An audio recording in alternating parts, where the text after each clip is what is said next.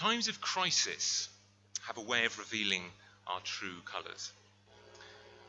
I watched a film recently that opened with an irritatingly perfect Swedish family on an upmarket ski holiday. Successful father, beautiful wife, adorable kids. But then disaster strikes. While the family are eating an irritatingly perfect lunch on a mountainside terrace, an avalanche begins rolling down the opposite slope. The billowing snow and ice get closer and closer until, in a moment of panic, the father flees from the table, knocking over his kids in his hurry to get away. But it turns out to be a false alarm. It was a controlled avalanche, after all. The force peters out, the snow settles, people laugh, no one's hurt. But the father's true colours have been revealed. Well, these chapters in Isaiah find God's people at a time of great national crisis, with powerful enemies at the gates and a king, Ahaz, paralysed by indecision. And though we've seen that most of the people are in despair, the crisis has revealed a very different attitude in Isaiah and his followers. Perhaps you'll take a look with me at these first verses in chapter 8 and 11 to 17. Most of the people, Ahaz included, feel they're isolated in the face of their enemies. But Isaiah can say that the Lord has his strong hand upon me. In verse 11, Isaiah knows that he's not alone. Though most of the people are beside themselves with fear, God says to Isaiah in verses 12 and 13, do not fear what they fear. The Lord Almighty is the one you are to regard as holy. He is the one you are to fear.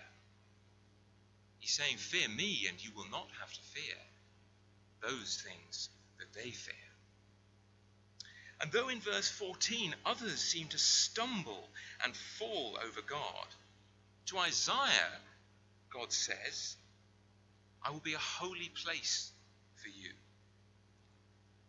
Now this morning I want us to stare deeply into this difference. What makes Isaiah so different to Ahaz? Why can some people see a light in the darkness? Whether it's a siege in Judah in 700 BC, or whether it's ISIS, or economic disaster, or moral relativism in the 21st century AD. And right away I want to suggest two distinct choices that this prophecy of Isaiah uses to reveal the answer. Choice one is that we live under the light of the testimony in verse 16, which means living in the real world in which God exists and he rules. Choice two is to live in the darkness of verses 19 to 22, a false world in which we imagine God is either absent or irrelevant. Two choices. Is God there? Is he who he says he is? Or is he not? Now, does the choice even matter? Well, I think the world's answer is, nah, not really. Believe what you want. Be anything you want to be. It's all the same. But I don't think it's that easy. Look at verses 14 and 15, and you see the same God who can be a rock of hope for Isaiah can simultaneously be a stumbling block, a trap, and a snare to those who ignore him. Let's say I believe that gravity doesn't exist. I mean, maybe gravity is just some ridiculous fairy story dreamt up by scientists with nothing better to do than to ruin my fun. And so, liberated from the oppression of gravity, I climb the highest tree I can find, and I flap my arms, and I leap off. Of course, I won't be free to fly. I'll be dead. Because gravity is. I can't just pretend it doesn't exist. with no consequences. And far more so, God exists. We live in a world that exists for his glory. If we live in the light of his testimony, we'll see the world and live in the world as it really is. But if we don't, then we're living in darkness. Turn with me to verses 19 and 22 at the end of chapter 8. And you'll see a people desperate for guidance. There are people who consult mediums. They seek out spirits. They consult the dead. It seems they'll listen to almost anything or anyone. Anyone, that is, except God and his testimony. But if you really want to know about reality, who should you ask? The God who made everything? Or a corpse? See that question in verse 19. Should not a people inquire of their God? Of course they should. If they want the truth. But maybe these questions that everyone's asking aren't about finding the truth at all. In John's Gospel, in chapter 3, Jesus says some words to the Pharisee Nicodemus. Light has come into the world, but people love darkness instead of light because their deeds were evil. Everyone who does evil hates the light and will not come into the light for fear that their deeds will be exposed. God's light is not a light that flatters us. It's a light that exposes us, warts and all. It arrives like the morning after the night before and confronts us with who we really are. And so if you want to avoid a bruised ego, it's much easier to look elsewhere for a few sweet little lies. We can ask Facebook to tell us how popular we are. We can ask our clothes to tell us how attractive we are. We can ask our jobs to tell us how important we are. We can ask our bank balances to tell us how secure we are. We can ask parenthood to tell us how needed we are, and so on. We travel, we change jobs, we change partners, we move cities, we get drunk, we work out, we spend money, we pursue fashions, always roaming and roaming and roaming, in the words of verse 21, asking the same questions of partners, of possessions, of homes, of hobbies. Will you satisfy the deepest longings of my heart? Will you make me feel whole? Will you fill me with peace? Will you take away my fear? Will you love me? Do you know this morning what it feels like to roam? To be always consuming but never satisfied? God has made you. God knows you. And he alone knows how to truly satisfy you. And that's why the urging in verse 20 is so forceful. Consult God's instruction and the testimony of warning. Consult God's instruction. Because if you don't, you're living in darkness. God's testimony, the Bible, says that he made us in his image as eternal beings. He made us for loving relationship with himself and with one another. He tells us he made a majestic universe to display his goodness and his glory.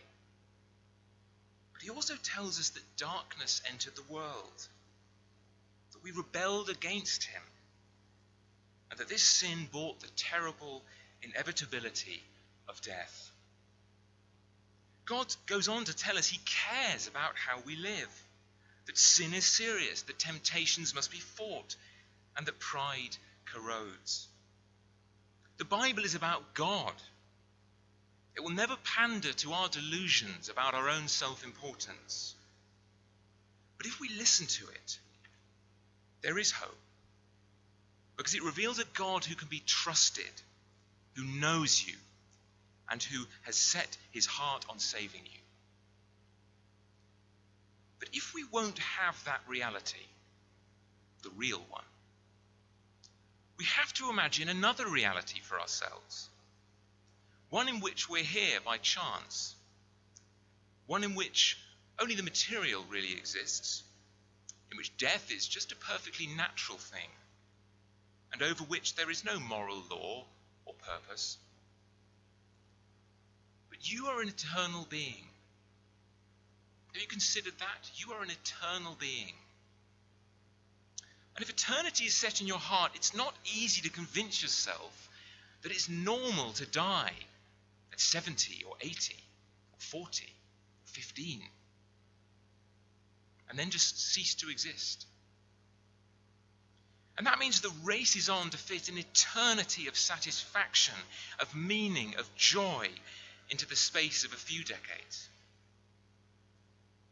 And it's a race that you can never win. The reality of the fall means there are many things that can ruin your plans. Cancer, dementia, terrorism, murder, rape, war, poverty. Any of these can snatch away the dream life at any time. And what's worse, if we live in the darkness, without the light of God's warnings, there are many dangers we can't see, even when we're right in the middle of them.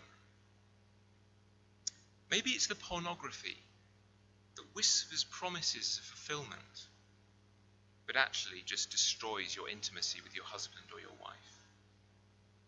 Maybe it's the overwork that mutters promises of security, but actually leads to irreparable damage in your relationship with your children. Maybe it's the refusal to forgive others that murmurs promises of justice, but actually just embitters and hardens your own heart. The Bible's testimony over and over and over again, right from page 1, chapter 1, verse 1, is that we live in the world that God has made. And God is its only illumination. That light tells us who God is, who we are, where danger lies, where hope can be found. In short, it tells us what life is all about. But if we don't listen to the testimony or the warnings of verse 20, the testimony and the warnings of the whole of God's word, it's like putting on a blindfold and walking into a minefield. In the blindfolded darkness, we can't see the fall. And we can't understand why the things that we chase in this world so often just lead to brokenness and to emptiness. And when the things we roam after provide emptiness instead of significance, we become distressed. Because always those 70 or 80 years are ticking away. And lasting fulfillment seems just as far off as it was before. Now someone must be responsible. Who can I find to blame? Well, look at verse 21. When they are famished, they will become enraged, and looking upward will curse their king and their God. Unwilling to accept we might be to blame, we turn to the very God we've ignored and rejected, and we blame him. As strange as it sounds to blame a God that we don't really believe in, it makes sense. Because even if we reject God in our lives, we are still his creatures. We still live in his world, which reminds us of him every day. Like gravity, God is just there. As Romans 1 tells us, humanity's natural stance is to suppress the truth by our wickedness, since what may be known about God is plain to us because God has made it plain to us. For since the creation of the world, God's invisible qualities, his eternal power and divine nature, have been clearly seen, being understood from what has been made, so that people are without excuse. Friends, we have to do extraordinary violence to ourselves in order to blot out that light. Light which reveals a world resonating with God's speech and actions. If we want to live in the darkness of our own godless world, we have to blind ourselves to make sure we never see any hints that God is the King. But cursing the light is no way to escape the darkness. Verse 22 shows us cursing God will not bring any answers. They will look towards the earth and see only distress and darkness and fearful gloom. Do you know what it is to be hungry, distressed, angry, in the dark? Have you been there? Are you there now? Hungry for something that satisfies, distressed at your inability to satisfy it, angry and full of blame with anyone except yourself, stumbling around in ever-increasing darkness? We'll see the extraordinary light that breaks in chapter 9 and verse 2. The people walking in darkness have seen a great light. On those living in the land of deep darkness, a light has dawned. Though we ourselves chose darkness, a make-believe in which God was irrelevant to us, a light has now dawned. It's not a light that we have walked towards, it's a light that has broken in on our darkness. And can you see what the light brings? Turn to chapter 9 and from verse 3. There's a reversal of every single aspect of that wretched life of darkness. Verse 3. You have enlarged the nation and increased their joy. You see, the distress and the lostness and the hunger of the darkness years is turned to joy. They rejoice before you as people rejoice at the harvest, as warriors rejoice when dividing the plunder. The very ones who cursed God in their darkness and anger now rejoice in his name. The hunger of the darkness years is replaced with the abundance of the harvest. And the plenty that we will enjoy is the gracious gift of God. See the emphasis of that image of harvest. We can plant seeds, we can water them, but it's God who makes crops grow. This is a harvest we get to share, but one that we can't take credit for. Likewise, we'll share the riches of a great victory. In verse 4, but see again, there are plunder from a battle that we have not fought. The defeat of Midian was one in which so clearly the people did nothing.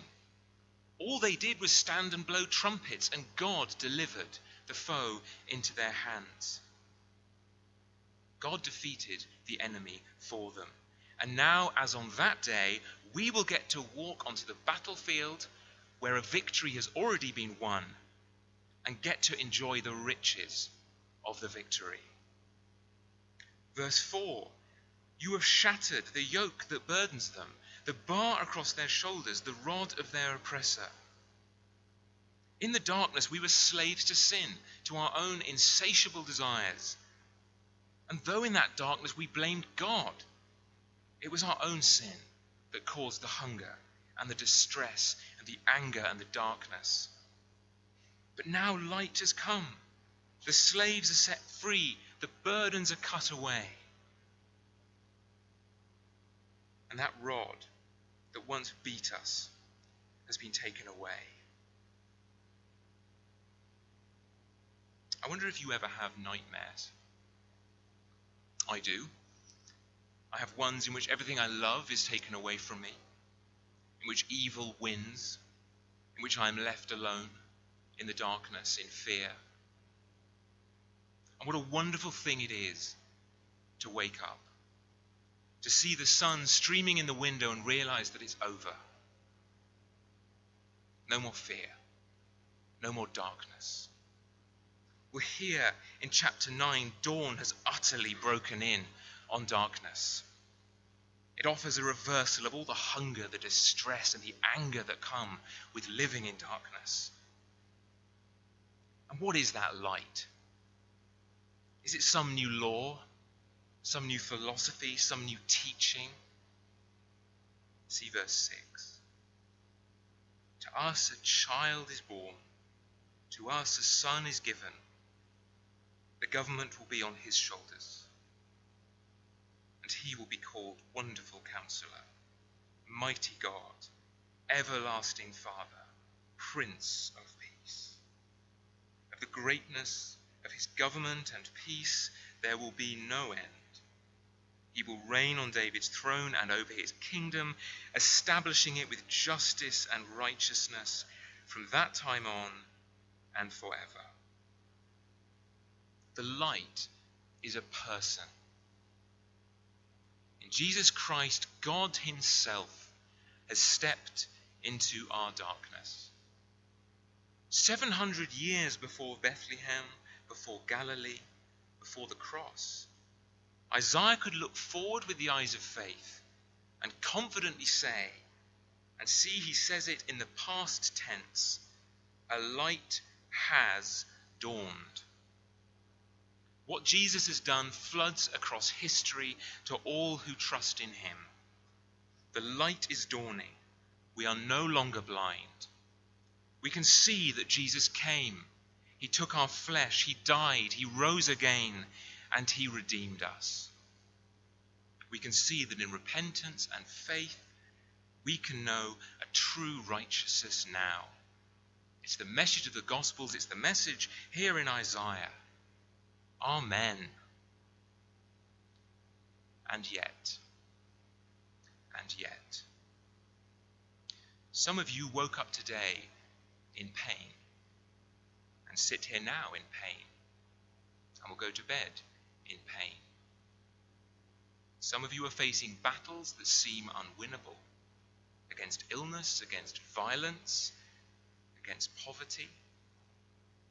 Radical Islamists are on the rampage. All around us, God's good gifts to us in marriage and elsewhere are being eroded. Though we see the first light of dawn, the world is still full of much darkness. The mission is not yet finished.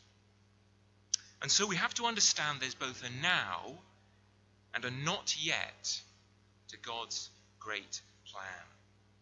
And I think that if we grasp it, we'll grasp how Isaiah could stand in the midst of darkness and danger of his time with confidence, fearlessness, and trust. Look at verses 6 and 7 in chapter 9. At what Jesus will bring about, future tense, a reality that is yet to come, that we are to look towards. Now, Jesus has come now in history and saved us.